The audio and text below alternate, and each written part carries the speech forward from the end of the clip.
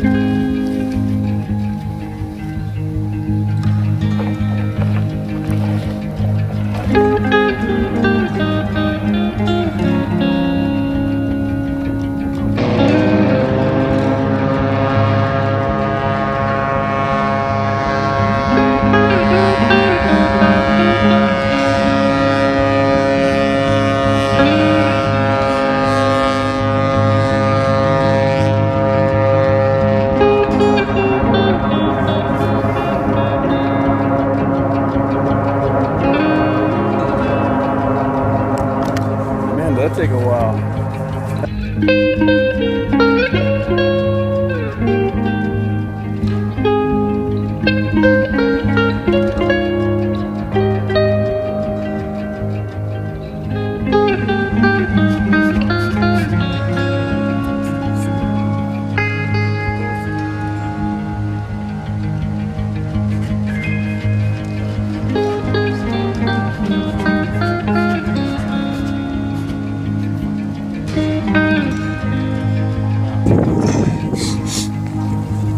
And this is how you come down.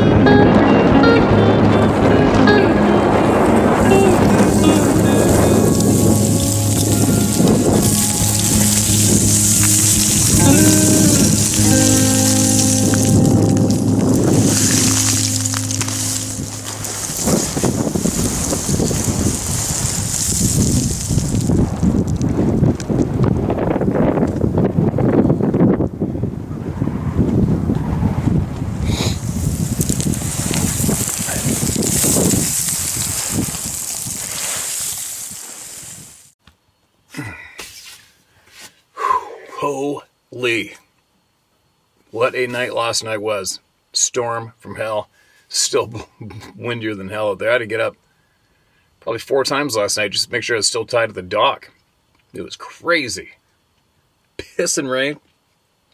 But anyway, I've been helping a guy try to get a big bear. Today I might put some of that footage in this video. Maybe we'll see how time it works out.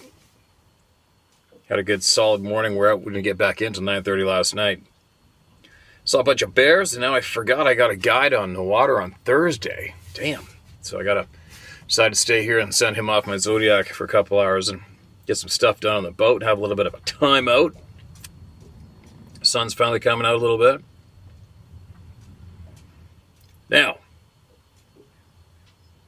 I don't know what happened, how it happened. Somebody just called me from Illinois and left me a message saying he's been trying to get a hold of me and something's got to tell me. I'm like, how the hell did you even get my frickin' number and who are you? We'll see what comes. And he said he'll try to email me. Don't know nothing about it.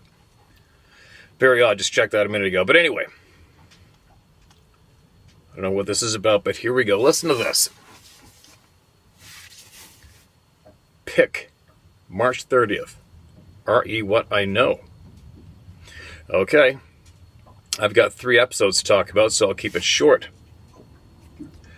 Do black bears eat coyote? They'll eat anything. Born and raised in Michigan. I spent a lot of time in the forest all my life. Lots of hunting and camping. Not the kind of person to be afraid. I just get real serious, but stay calm. I'm the kind of guy that hunts and camps alone if nobody else will go. Here's what happened. Back in around 2003, I took my girlfriend camping in the Huron National Forest in a pop-up. I've been there many times, and it shot a nice 8-point up off of Bissonnet Road, a couple of miles down a fire trail. So I was looking for that spot.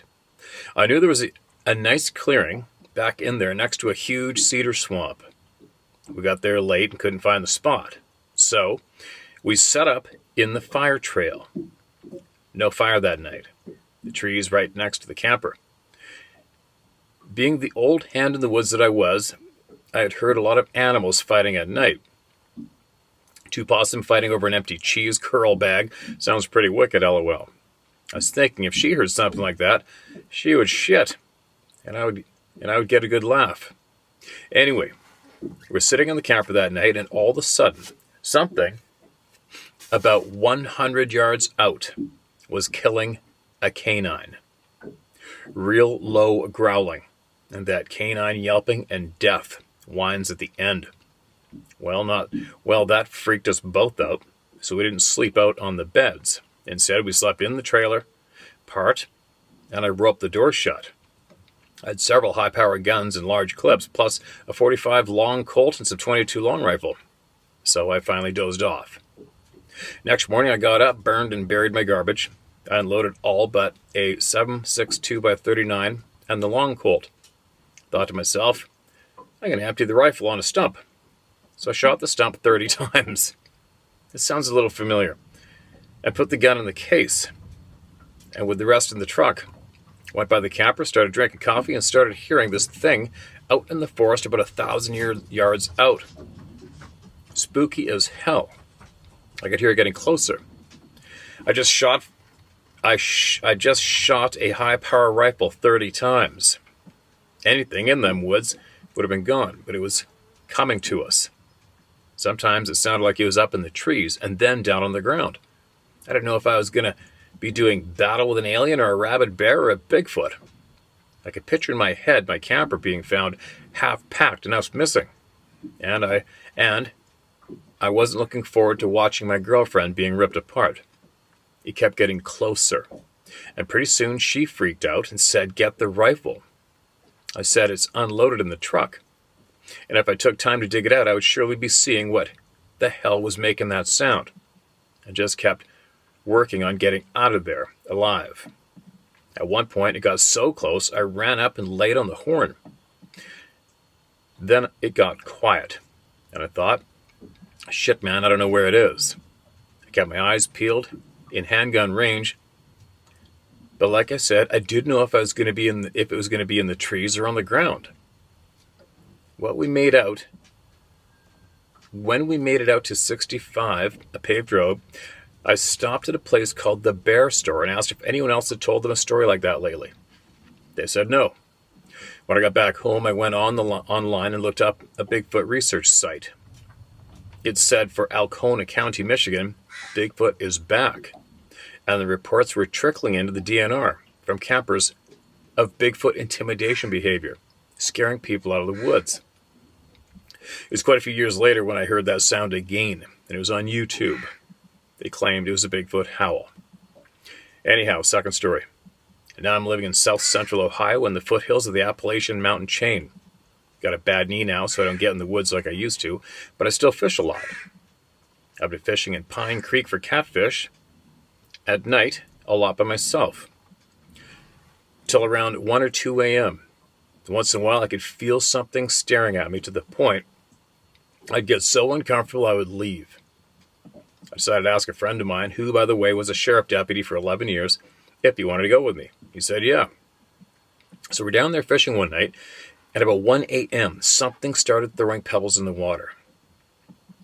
It would only happen when we both had our backs turned to rebait or mess with a fish. I heard it, but I didn't say a thing. We both were armed, 44 mag and a 38 special. Finally, my friend said, "Hey, Jim, I think somebody's throwing rocks in the water." The nearest house is a quarter mile away or further across a plowed field, and there's a dog over there going crazy. It never done that before. Finally, my fishing buddy said, "What do you think? Are you ready to go?" I said, "Okay." And as we were leaving, a huge rock was thrown in the creek. As we were climbing the bank, all I could smell was the smell of dog shit. I thought maybe it was on our feet somehow, but when we got in the car, it went away. Then last story. I'm still here in Ohio. My son's staying with me for a while. He's like me and loves the woods. One day I came home about a year ago, and he was sitting on the couch waiting on me. I came in and he said with a look on his face, "Look at this." He had his phone in his hand. He showed me a picture of a huge footprint he found in the mud about 2 miles down the road and up a draw by a waterfall. It was February. It had toe prints in it, no claw marks. It was getting dark, and rain was in the forecast, and I got a bad knee, so the next day I called a Bigfoot research group, and they came out and took a cast. They said it was 14 inches long and 6 inches wide, and they said it was a good find. Anyhow, that's all I got, and here's the pic, and the pic's not here. No picture. Oh well, that's okay, though. We've seen a pile of them. Ohio again, right? Ohio again. All right, this next one's titled... Oops, where'd it go? This next one's titled Bothered. Caps lock, please read. All right, going in. Before you read this, please consider contacting me. Okay, thanks. My first two encounters still give me nightmares, and they happened in April of 1993 and July 96. To this day, I get petrified of going into the woods or anywhere near them. I'll not camp along rivers or lakes, and if I do, I make sure there are other campers close by, while having at least bear mace with me and my car within 5 feet of my tent. We are taught that these things aren't real, but I know better. To make it short, my first encounter, I was fishing at this pond near South Billings, Montana, along the Yellowstone River. And I shared these locations because others need to know that these beings are there. While fishing, I heard some splashing coming from my left and across the pond near this footbridge that I was sitting near. I shrugged it off. I heard it again. I looked up and about crapped myself. This giant stood up out of the water from about 75 yards away, looked right at me, and this damn thing locked eyes with me and was never bothered that I seen it. This damn thing locked eyes with me and was never bothered that I'd seen it. I didn't run, yell, or anything other than locked onto me. Excuse me. And casually walked into the tree line. At every few steps, it would look at me over its right shoulder. I started to gather my things, and I walked out backwards to the parking lot. This other guy showed up, and I tried telling him what I just saw. And his reply was, quote, "I see them a lot," end quote. I was bewildered, intimidated, and scared, and was beside myself in disbelief. I've been close to a male African lion in a cage, no fear, like with this thing. I've seen a great white up close, nothing like this thing when it came to fear. The next day, after the ridicule that I got from family and friends, my brother and a friend went with me back to that pond. Our friend, who was about 6'8", ended up having to raise his hand while standing on a stump next to where this thing walked past, and we measured it to be 9 feet tall and over 4 feet wide at the shoulders. It was auburn in color, cone...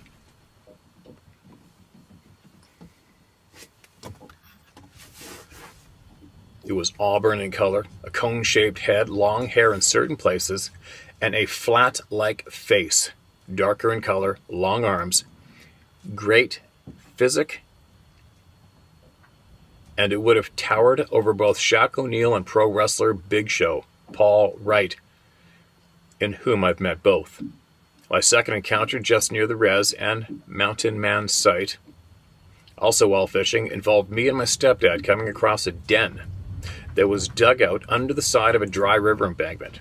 I seen footprints in the mud, maybe 18 to 20 inches each. My stepdad blew it off, and I knew better, and reminded him of what I saw in Montana. He said it wasn't real.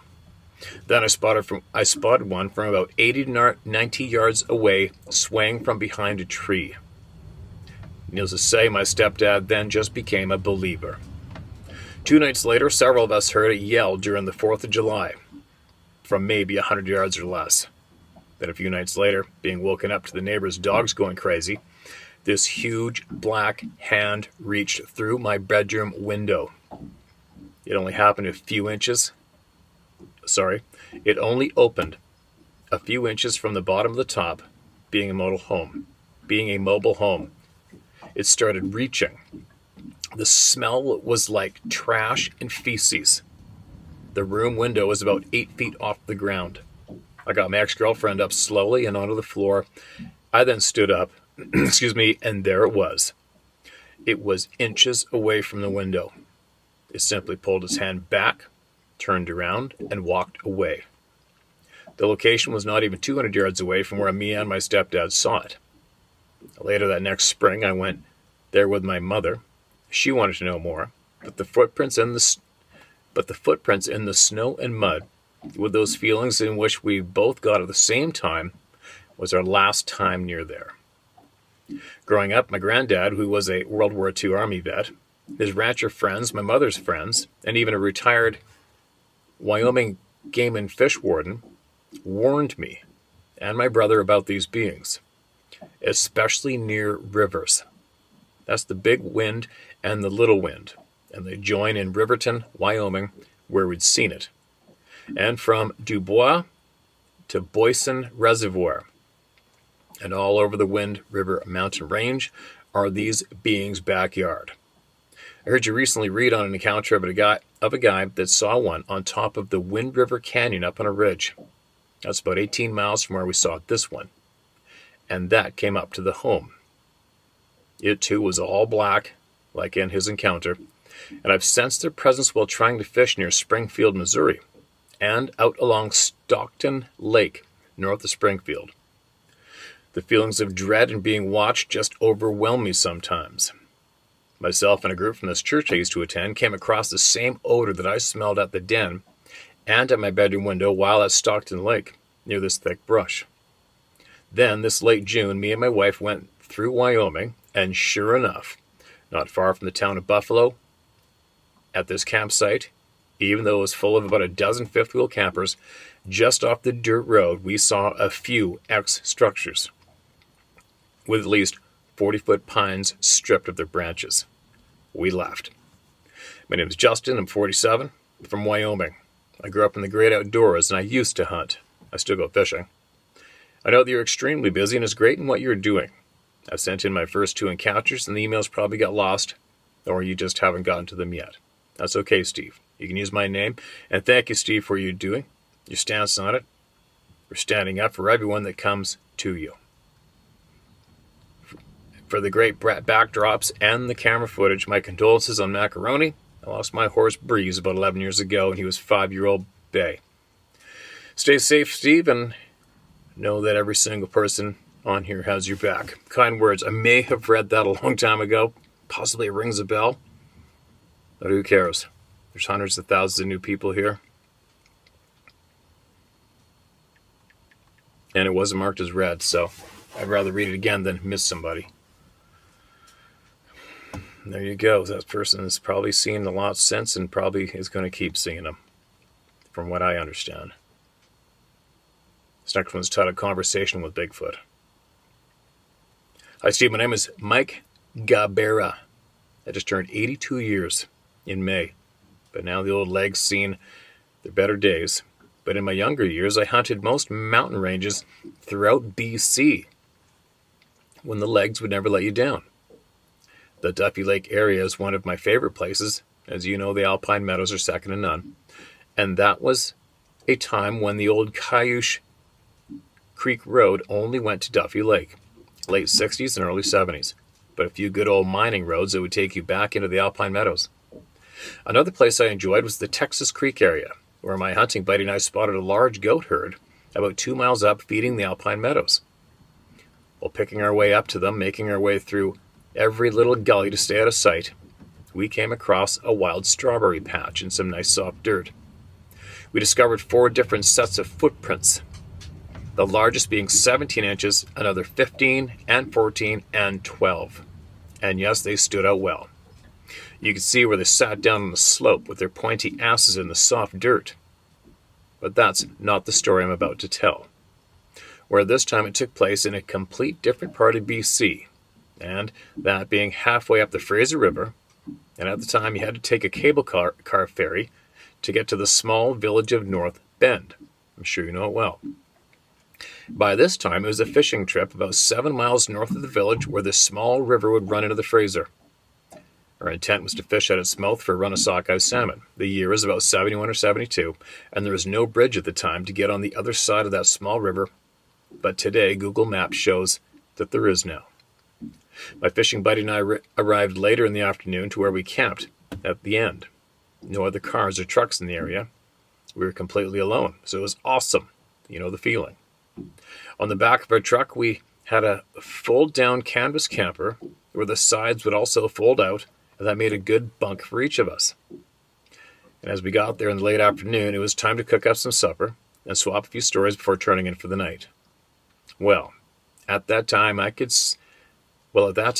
sleep all through the night with no pee breaks. When my head hit the pillow, it was lights out for me until next morning. Well, next morning came, and the coffee, bacon, and eggs were much appreciated. My buddy was not too chatty, so I said to him, "Something bothering you?"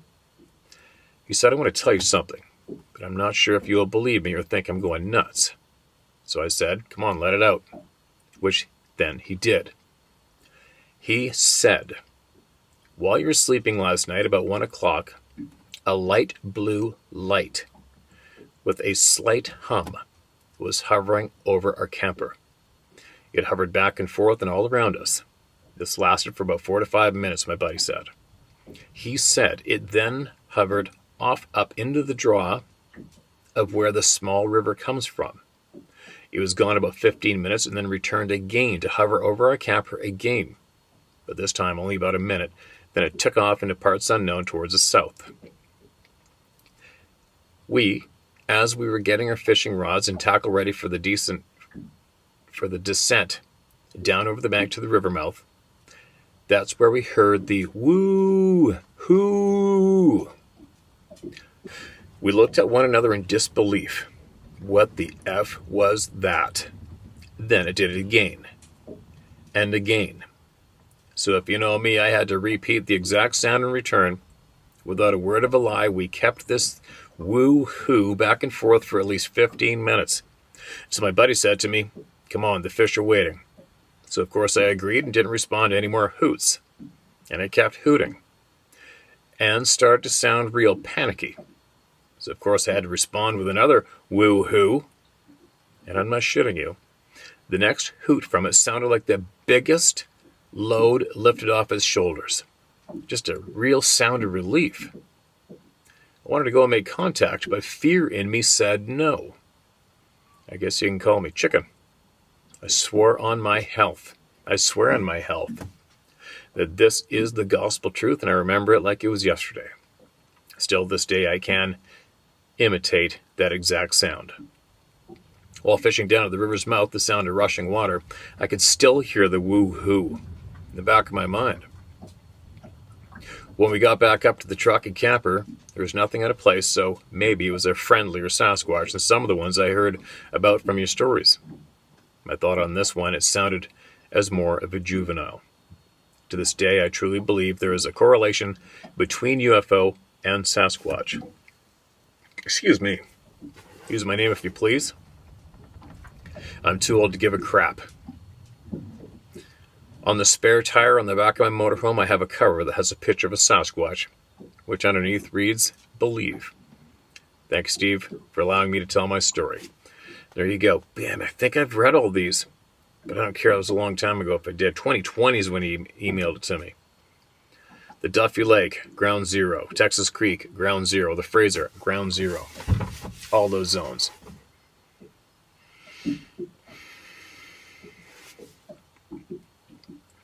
Appreciate you sending that in. I hope you're still here with us. Watching, listening, and learning.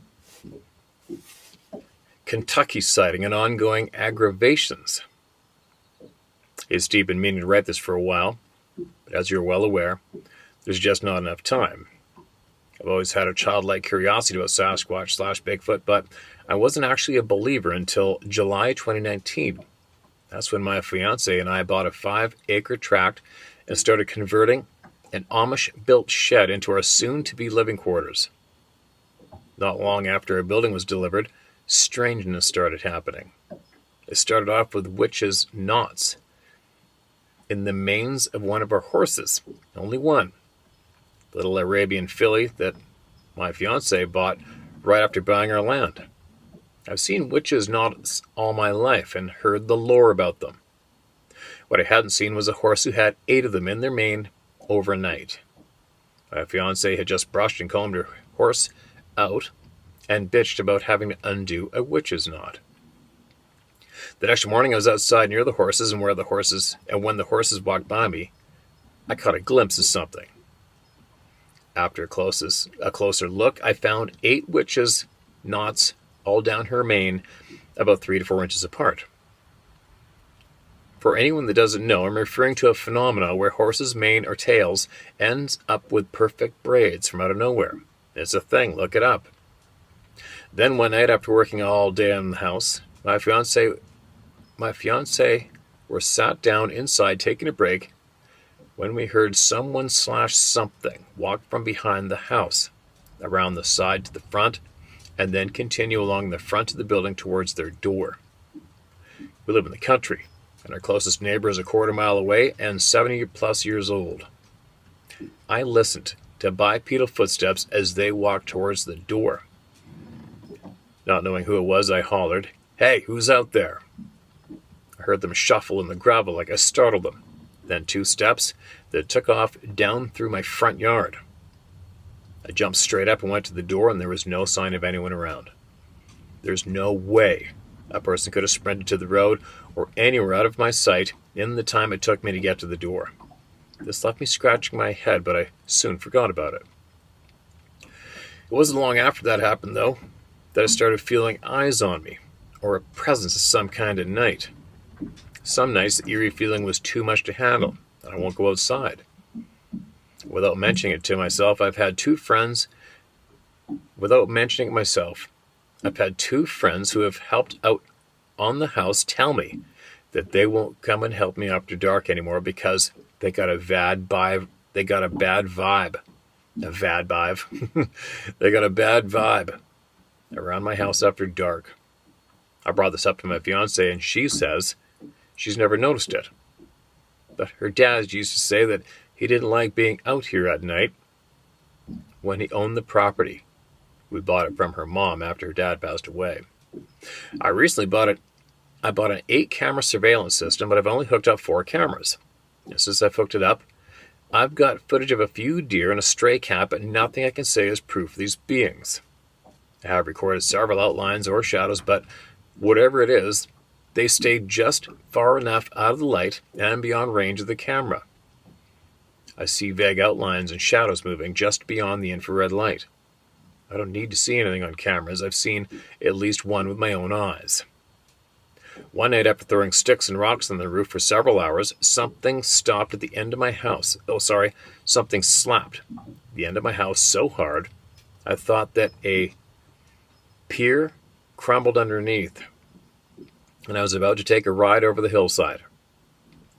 Once I realized what happened, I went outside to walk around the house, and I was amazed when, as I was walking toward the rear corner of my house, I happened to look towards a large cherry tree on the property line and saw a 6.5 to 7 foot tall man covered in brown or black hair. It was completely dark, but it wouldn't been too late to shoot anything had I been hunting. He was standing beside the cherry tree, and I think my sideways glance caught him off guard because when I caught sight of him, I stopped dead in my tracks, and he took one side step to get behind the tree. I stood there for a moment trying to convince myself I didn't just see what I thought I did. And all of a sudden I became aware of how exposed I was, standing outside with the biggest guy I've ever seen in my life. And I have no clue what he might decide to do. I was sure, however, that whatever he decided to do, I'd be powerless to stop from happening. I turned and quickly went inside. I asked a few researchers on Facebook what I should do, and they suggested that I leave food for the big guy and his family if he has one. What a bunch of dipshits. Said no rational thinking mind ever. There's no way I'm going to start feeding what I saw. Good man. I can only imagine what might happen I can only imagine what might happen were I ever to forget or just decide to stop feeding them once I started. I wanted them to leave, not hang around. I don't know if they migrate or travel. I haven't seen or heard anything or felt like I was being watched for about 2 months. I really hope they don't migrate, because that would mean the possibility of it/them coming back later on. I live about 60 miles from Red River Gorge and 20 miles from Cave Run Lake. So, the Daniel Boone National Forest is literally my backyard. There have been several sightings within 50 miles in all directions of my home, but none in the county that I live in. I find that a little odd, but that's just my opinion. I don't know whether my email could help anyone who's lost their love for the outdoors over these things, but you can read it if you want. Please leave out my name if you do read it on YouTube. People around here are backwards and narrow-minded. I enjoy your videos, especially the grizzly stories. I'm glad you've had so many up-close encounters with them, so that I don't need to have my own. Well, thanks for what you're doing, Steve. Sincerely. Okay, man, I got you. Appreciate you. Keep speaking the truth no matter what anybody thinks, man, all right? Keep speaking that truth. And if they've been there once, I am quite certain they will be there again, from what I understand. Who knows when? But the chances are pretty high they're going to be there again, right? Michigan encounters. These are all older. I found a folder with a bunch of unmarked emails in it. My name is Robin. I'm from the Lower Peninsula of Michigan, where it's still fairly rural, and the area has large portions of state land as well as lakes, streams, and old-growth forests still exist, even if the large family farms are becoming rare due to families hacking away at the family property to sell off lots. The last thing I ever thought I'd do is share my encounters. After listening to others and learning that they've had very similar experiences, I feel less weird. Not that I'm not weird, but everyone else doesn't need to know exactly how weird I am. The thought of being lumped in with those hooting tree batters bumbling around in the woods with their little night vision cameras, catching every dorky expression on their face when they hear a possum shuffling through the leaves, isn't what I want anyone to think I am whenever they see me. And why don't they point their cameras in the direction they're going instead of at themselves? Right? I'm pretty sure that their own moms don't even want to stare at them in the night vision for 30 to 40 minutes solid on a weekly basis. I sure don't. A little about me. I'm in my late 50s. I grew up in a hunting, fishing, outdoors family. My dad hunted all over the States and Canada. My brothers and I started hunting young. We knew our friends were cool when they didn't freak out when they came over to shoot pool or sleep over. Our game room was lined with trophy bear, wolves, and boars. They always scared and fascinated them. Moose, elk, sheep, goats, deer, and antelope. The place was a regular dead zoo. I grew up in rural outskirts of a medium-sized city. We had a few acres, horses, chickens, and all the neighbors knew each other. No kid could do anything wrong, and I think Mom and Dad wouldn't know about... No kid could do anything wrong and not think Mom and Dad wouldn't know before we got home. For the most part, we kids spent our non-chore time outside playing ball, building forts, riding bikes, horses, and dirt bikes. No cable, no internet. We actually went outside to see your friends. My first experience happened when I was 11. I'd gone down the road to meet up with one of my friends one late afternoon in the early summer. He was having dinner, so I went across the road to wait for him by the stream where he had planned to go frogging and crayfishing. There's a big field between the road and the stream. On the other side of the stream, there was a bog with really tall grasses, reeds, and cattails, spindly trees and scrubby bushes, and about 50 yards back was the woods. Someone had bought a lot and was building a house on the higher ground along the stream. They piled a really tall mound of dirt from digging the basement out about 20 feet from the stream. I figured I'd climb on top of that dirt pile so I could watch for my friend and watch the stream too. And at the top of the dirt pile, I was almost eye level with the tops of the bushes and the reeds in the bog and could see the real trees farther back where the ground was sloped upwards. I sat down, listening to the frogs and the birds and the katydids.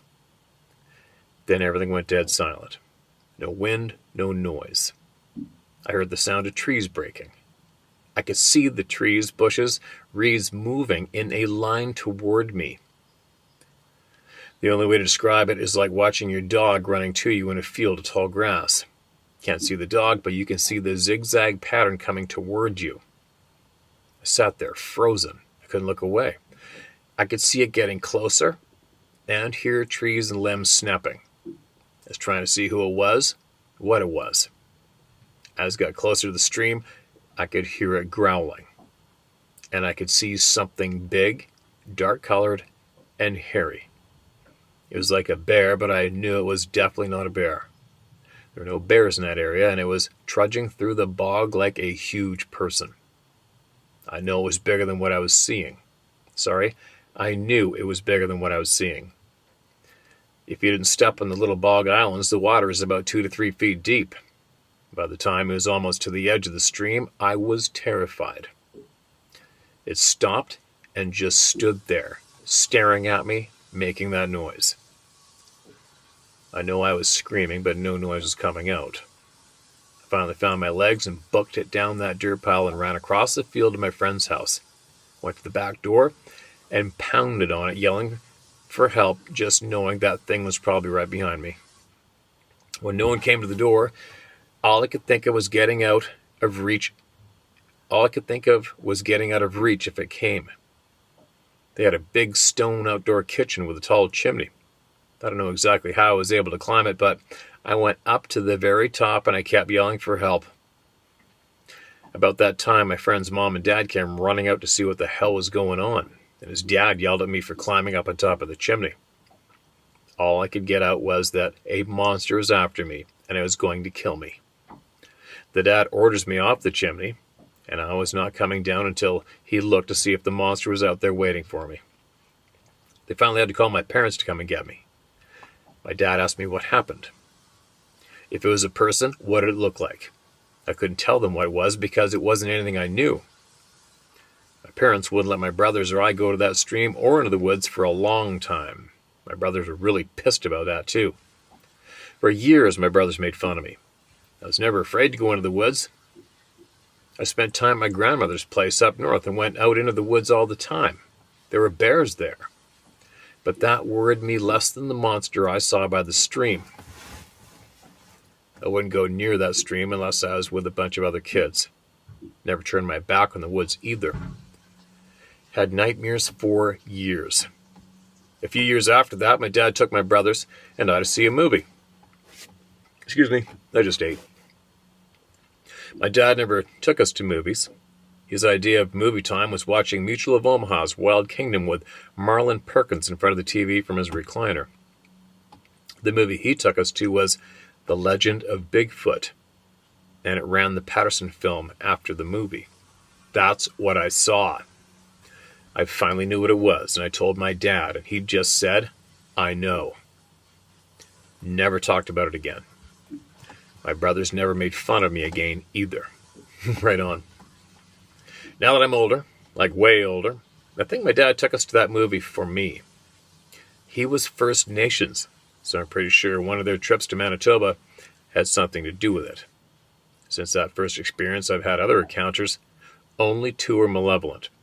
The other happened about 50 miles from the first at my parents' farm, October 95, coming in from bow hunting. I don't deer hunt anymore. They hunt me. Seriously.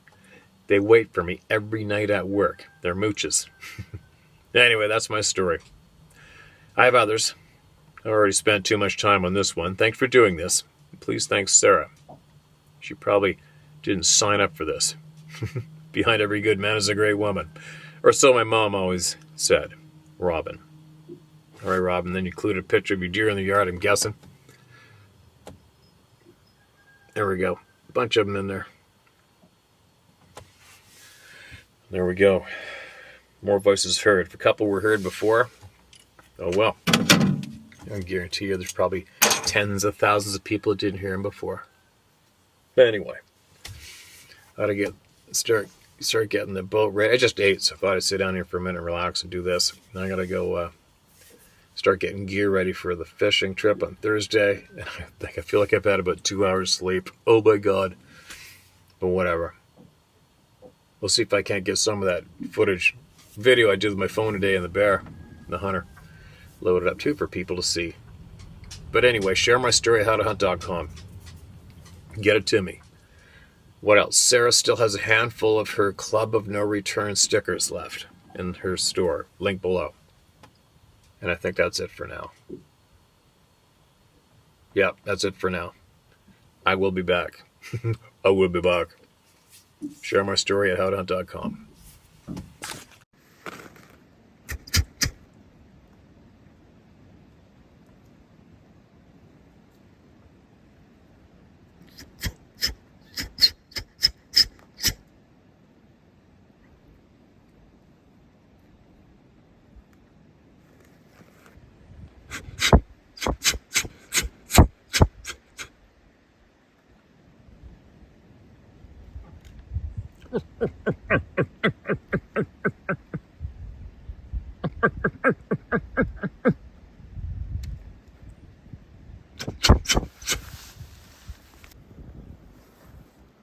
Let's get a look at him. That's definitely the boar down below, south above.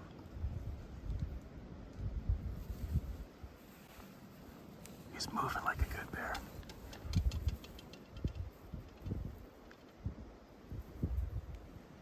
Let him come.